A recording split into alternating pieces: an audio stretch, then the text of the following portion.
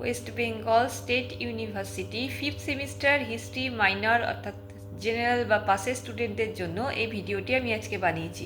তো তোমরা যারা এবার পরীক্ষা দেবে 2026-এ, তো তোমরা দেখে নাও, তোমাদের এবার সিলেবাসে আছে 15 থেকে 18 শতকে আধুনিক ইউরোপের সামাজিক ও অর্থনৈতিক ইতিহাস। এর আন্ডারে তোমরা 10 নম্বরের জন্য রেডি করবে রেনেসাঁস কি, ইতালিতে রেনেসাঁস প্রথম শুরু হওয়ার কারণ লেখো। সেকেন্ড করবে মুদ্রণ বিপ্লব সম্বন্ধে লেখো, বিস্তারিত বিবরণ দাও। তারপর মূল্য বিপ্লব কি, ষোড়শ শতকের ইউরোপীয় রাজনীতি ও অর্থনীতিতে প্রভাব লেখো। তারপর রেডি করবে ধর্ম সংস্কার আন্দোলনের ক্ষেত্র প্রস্তুতিতে যাজক বিরোধী মানসিকতার পরিচয় দাও। তারপর রেডি করবে জার্মানির ধর্ম সংস্কার আন্দোলনে মার্টিন লুথারের ভূমিকা।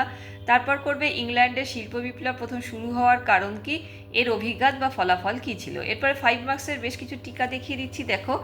প্রথম রেডি করবে মানবতাবাদী শিক্ষার প্রধান বৈশিষ্ট্যগুলি লেখো। তারপর রেনেসাঁস স্থাপত্যের প্রধান বৈশিষ্ট্যগুলি লেখো। তারপর রেডি করবে জার্মানিতে ধর্ম সংস্কার আন্দোলন প্রথম সংগঠিত হওয়ার কারণ কি। তারপর আদি শিল্পায়ন কি। তারপরে রেডি করবে আধুনিক বিজ্ঞানে গ্যালিলিওর অবদান লেখো। তারপর ষোড়শ শতকে ইউরোপের নব্যবণিক কারা ছিল, লেভেলাররা কি প্রকৃতই গণতান্ত্রিক ছিল, আর জুইংলি ও কেলভিন মতবাদের তাৎপর্য।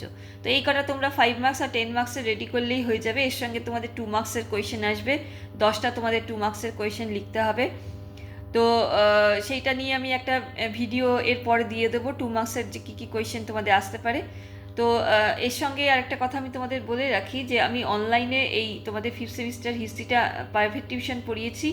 তো তোমরা যারা মনে করবে তোমাদের নোটসের দরকার 2 মার্কস, 5 মার্কস আর 10 মার্কসের কোয়েশ্চেন আনসার, তো তোমরা আমার এই হোয়াটসঅ্যাপ নাম্বার 8697036024 আমার সঙ্গে যোগাযোগ করে নিতে পারো।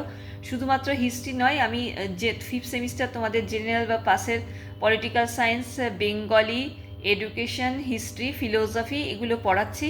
তো এগুলোর জন্য যদি তোমাদের মনে করো যে তোমাদের নোটসের দরকার, সাজেশান ওয়াইজ যে সাজেশানগুলো আমি ইউটিউবে দেখাচ্ছি সেইগুলিরই নোটস তোমরা পেয়ে যাবে।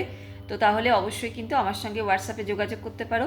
আর তোমাদের যদি বন্ধুরা কেউ চায় আর কি যোগাযোগ করতে চায়, তা তাদেরকেও বলতে পারো। তো ভিডিওটা এখানে শেষ করলাম।